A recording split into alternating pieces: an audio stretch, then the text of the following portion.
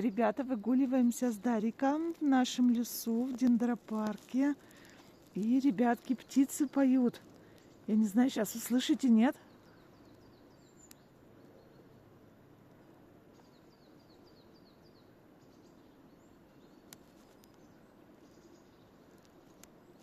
Не знаю, где они прячутся, но поют на разные голоски. Прямо вот там пролетали сейчас.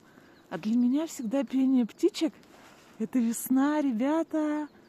Весна скоро.